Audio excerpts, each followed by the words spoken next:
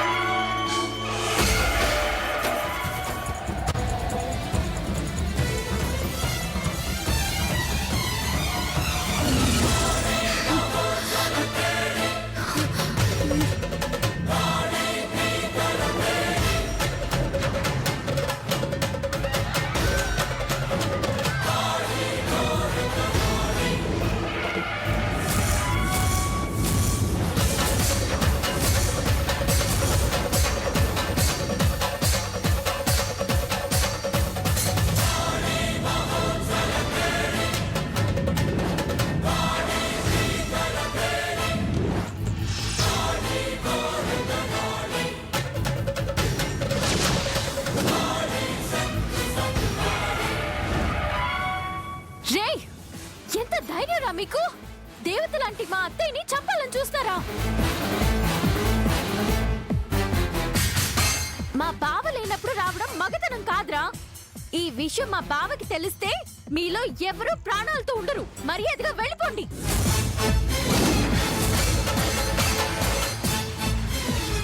రే, మా అత్తయ్య మీద కత్తి కాదు కదా, మీతో నీడ కూడా తాకనివ్వరు. రండ్రా.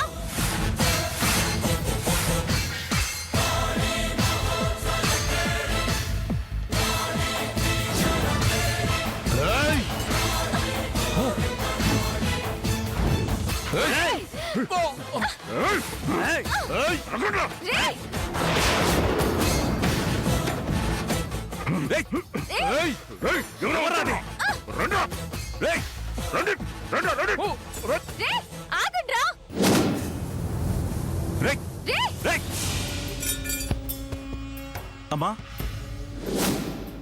అమ్మా అమ్మా అదే కదమ్మా. అదే అక్క. అమ్మా నీకేం కాలేదుగా? రేయ్ అటు చూడండి రా. అక్క అమ్మా ఇటు వచ్చి పదమ్మా పదమ్మా రా. రాక అమ్మా.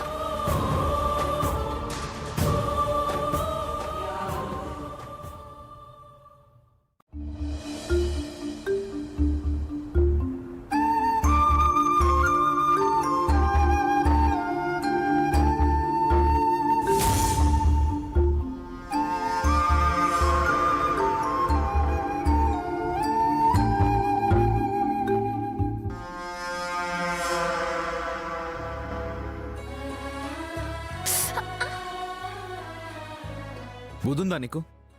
ఆ కత్తిపీట పడుంటే నీ ప్రాణం పోయిండే తెలుసా? నేను అడ్డుపడకపోయుంటే అత్తయ్య ప్రాణం పోయుండేది బావా.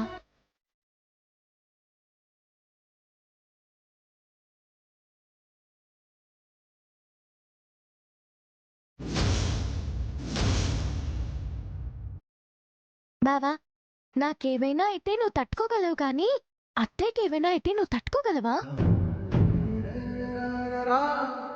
నువ్వు తట్టుకోలేవు బావా.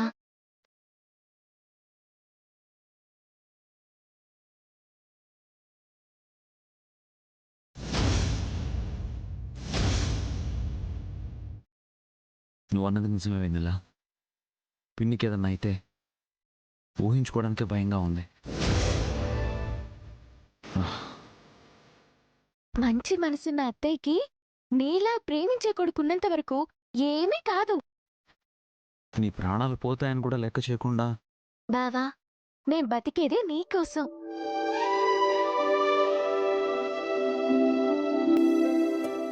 ఏమిచ్చి నీ రుణం తీర్చుకోవాలి? బావా, అంత పెద్ద పెద్ద మాటలొద్దు.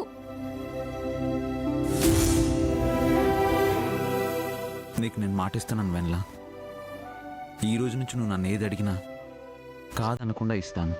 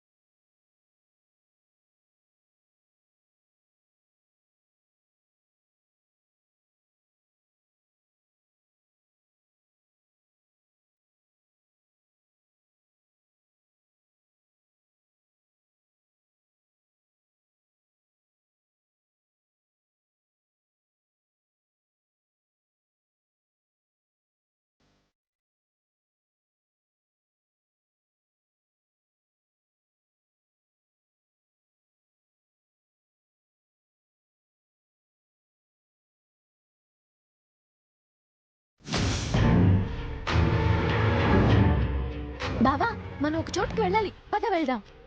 ఎక్కడికి? చెప్తా పద బావా, పద.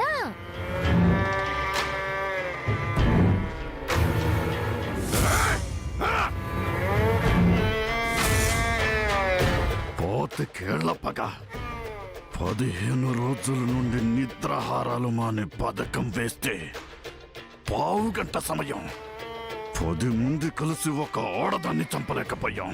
తలుచుకుంటేనే ఇలా బతకడం కన్నా సావడమనయ్యా.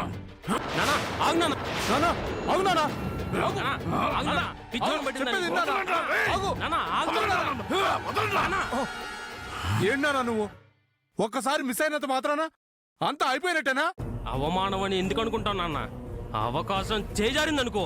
నాన్న, నీ రక్తంతో పాటు నీ పగను పంచుకున్న మేము ప్రమాణం చేసి చెప్తున్నాం. జరగబోయే జాతరలో అమ్మవారికి బలిచ్చేది మేకపోతుని కాదు, ఓ రాజేశ్వరిని. జాతర ముగిసే లోపు దాని కథ ముగిస్తాం. మమ్మల్ని నమ్ము నాన్న.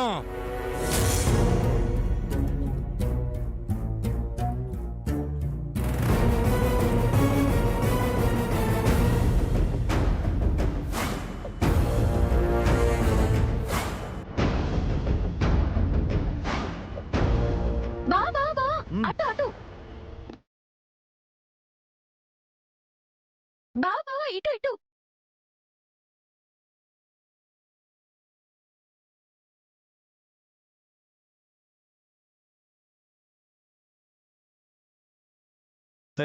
ఎక్కడికి వెళ్ళాలో చెప్తే నేనే తీసుకెళ్తాను కదా. అదే బావా, చెప్పు. సీతాపురం బావా.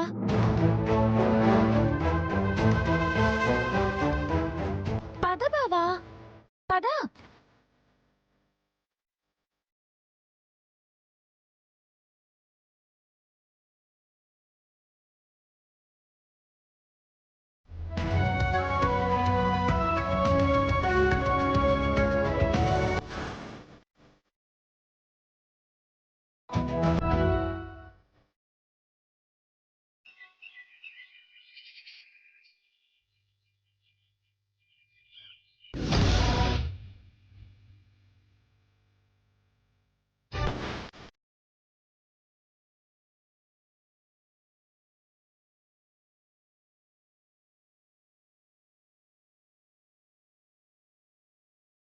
ఎంత ధైర్యం మీకు?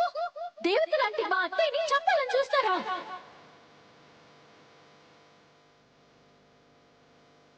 మా అత్తయ్య మీద కత్తి కాదు కదా, మీతో నీడ కూడా తాకనివ్వరు. రండ్రా.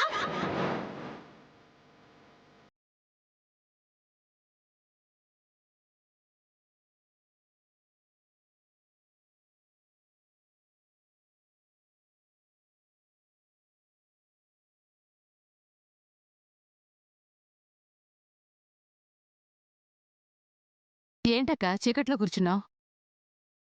నా మొహాన్ని ఎవరికి చూపించుకోలేక ఏమైంది అత్తయ్య? ఇంకా ఏమవ్వాలి? వెన్నెల పెట్టిన ప్రాణభిక్షతో బ్రతుకుతున్నాను. అది తలుచుకుంటుంటే నా మీద నాకే అసహ్యం వేస్తోంది.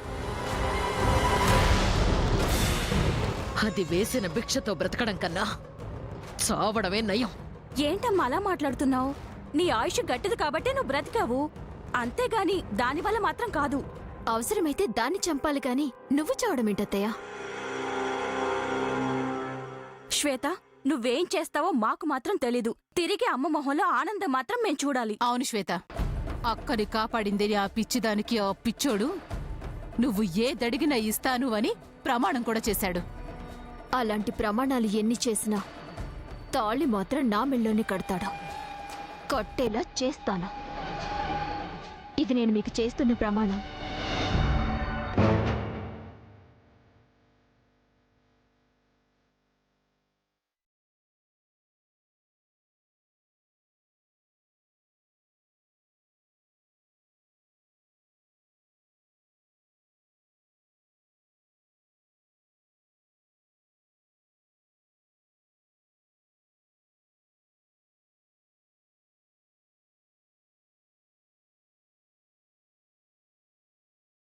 రాబావా,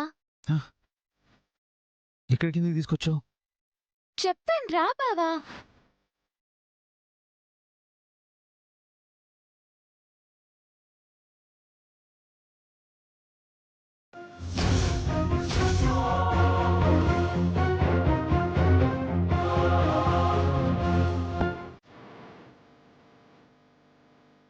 రాబావా.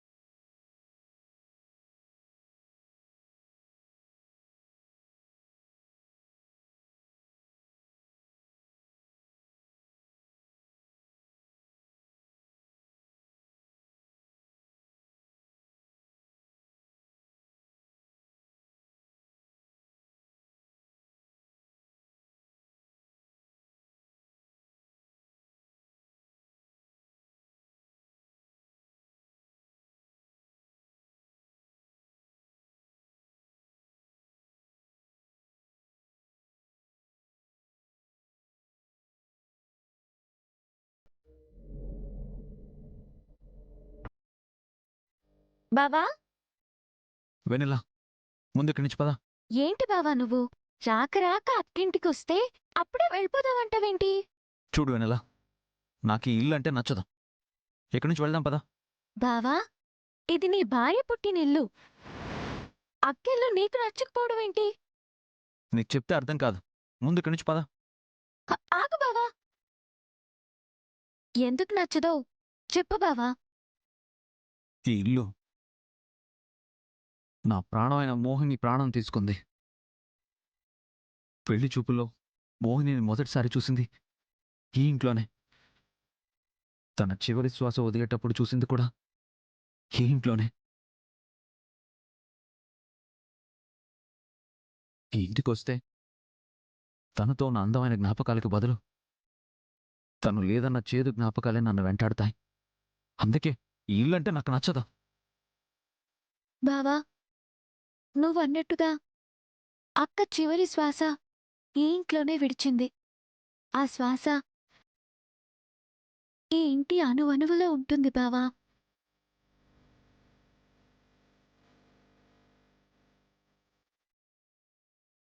బావా ఒక మనిషి చనిపోయిన తర్వాత వాళ్ళ ఫోటోకి దండ వేసి దేవుళ్ళా చూస్తాం. అలాంటిది అదే మనిషి చివరిగా అడుగు వేసిన చోటుని ఇంకెంత బాగా చూసుకోవాలి బావా.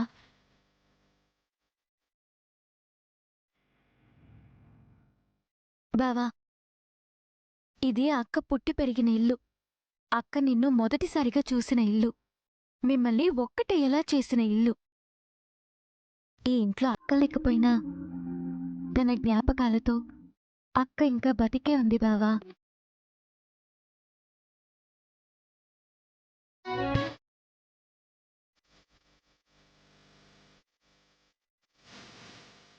ఒక్కసారి కళ్ళు మూసుకుని అక్కని తలుచుకో బావా. అక్క స్పర్శ నీకు తెలుస్తుంది. తలచి తలచి చూసే వలచి విడిచి నడిచే నీకై నేను బతికి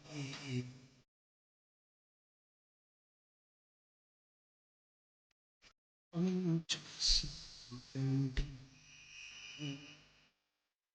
తెరిచి చూసి చదువు కాలి నీకై నేను బతికి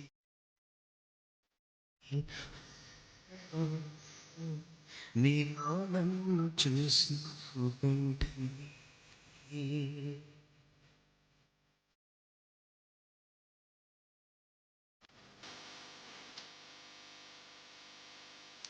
ఇక్కడే డైరీ ఉండాలి కదా. ఏమైంది? నిన్న మిస్ అయిన డైరీ లోపలే ఉంది. ఇప్పుడే చదవాలి. తలచి తలచి చూస్తే తరలి దరికి వస్తా నీకై నేను బ్రతికి ఉంటిని.